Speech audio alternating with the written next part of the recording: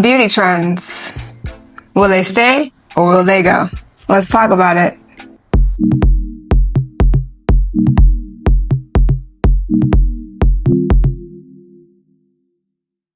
Let's start with mega lashes. Disclaimer. I may be a little bit of a hater because I can't put on false eyelashes to save my life. However, I think we can still talk about whether or not this trend is here to stay or about to go. So, I keep talking about when we were hunters and gatherers, and the truth is that youth is typically associated with large eyes. Babies are inherently cute because their eyes are big, their lips are big, in comparison to the rest of their face. As we grow older, those features seem to shrink a little bit because our face gets bigger. Eyelashes make your eyes look smaller. So it's actually working against what we've deemed historically as attractive. And therefore, I think while they're very popular right now, and everyone's got the hoods on their lashes, I think they're about to go. Lip outlining. This is an interesting trend. The idea of making your lip look bigger by going slightly over the vermilion border. So again, what is youthful? What is attractive? Babies, right? We go back to babies. Babies have bigger lips for the rest of their face. So again, big lips are deemed youthful, attractive. The older we get, the thinner our lips get. So I think lip outlining actually might be a trend that stays. That being said, I've seen some really exaggerated lip outlining, and I think that only works when you're on camera on TikTok. In real life though, I think the subtle outlining of the lip is probably a trend that's here to stay. Face yoga. Now, I just heard of this myself.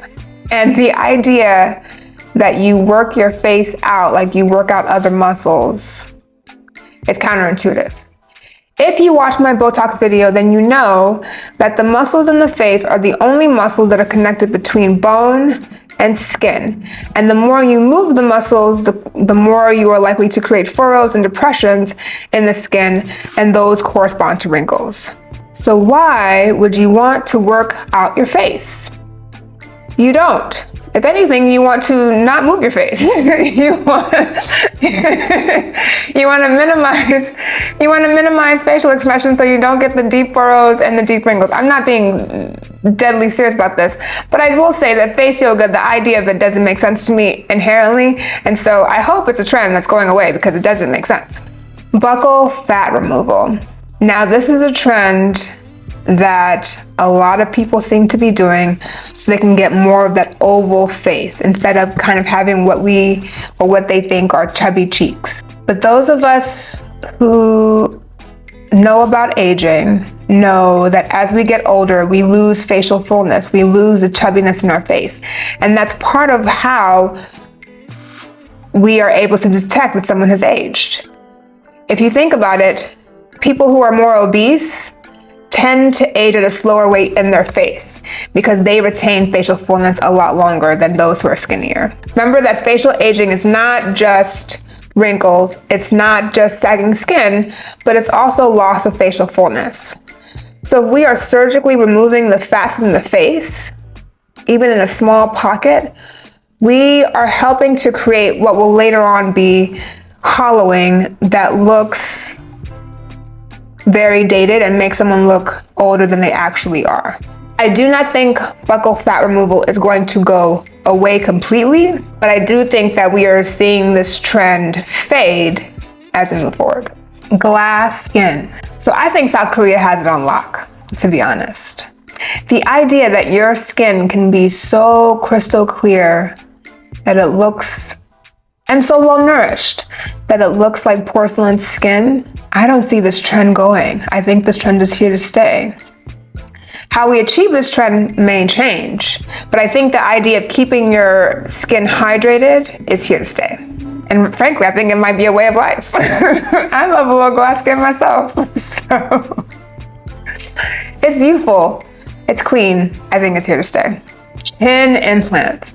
So let me say this. There are people that have legitimate, what we call retro or micrognathia, meaning that the chin is actually small and recessed. To varying degrees, this can actually impact breathing.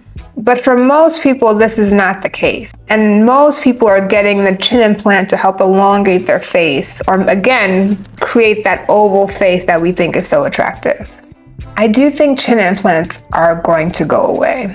Because at the end of the day, when we think of villains, we think of long chin, long pointed nose. When we think of heroes, they have softer features. Do you want to be the villain in your life? I certainly don't. So I hope that this trend is going away. But if you have retrognathia or micrognathia, then you have a legitimate reason to examine your chin placement in comparison to the rest of your face. Most of us, though, don't have that and shouldn't choose to elongate the chin. Filler. So this is an interesting one because I love a good filler. I've never used filler myself, but I think it's a great idea. Again, facial aging comes with loss of facial fullness. If you can recreate facial fullness, then you're winning. I think we have tipped the scale though and gone way overboard. And a lot of people are getting a lot of cheek filler to try and fight skin that sags.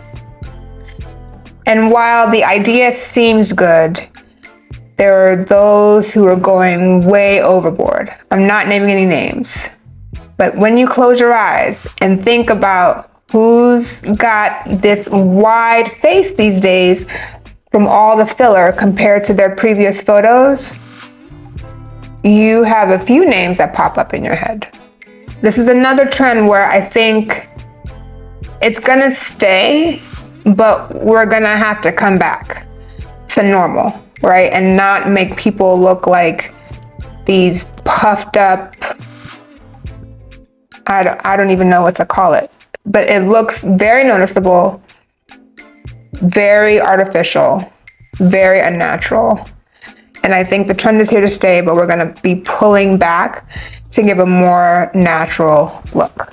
Now, lip filler is also one where I think we are keeping this trend, but we've tipped the scale too far.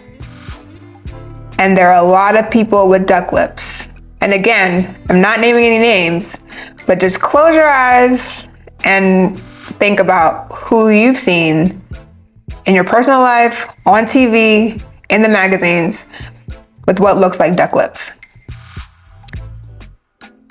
It's here to stay. Bigger lips, bigger lips. Big lips are, again, something associated with youthfulness. The more we age, the thinner our lips get. So we want to fight this, fight aging. But we've gone too far. We've gone way too far. Let's dial it back. But it's here to stay. And lastly, we've come to edges. Now, I'm not a hater. I think baby hairs are extremely attractive on a woman. But I think when the baby looks more like an adult hair, I think it's time to let it go. So I don't know if this trend is here to stay. Actually, I don't think it is. But I may be wrong because, again, baby hairs are really attractive. I myself enjoy baby hair too. But as we grow, we put away our toys and we become adults. But some of us are still holding on to the adult hair as though it were baby hair, and we have to let it go. So I'm hoping that this trend goes away, or at least we just dial it back. We gotta dial it back. When the baby hair touches the eyebrow, I think we've gone too far. You're shortening your forehead when you do that. And actually, an elongated forehead is associated with beauty. Think about your favorite 5 heads. They are beautiful. They're beautiful. I don't mean to be insensitive, but people with bigger foreheads, so, there's a limit, right? But people with bigger foreheads tend to be deemed more attractive. So in creating this swoop that comes down and just touches your eyebrow, shortens your forehead, doesn't make you more attractive. I hope this goes away. Please go away. What are some trends that you want to see go away or that you think are here to stay? Let me know in your comments below. As always, love you lots and bye for now.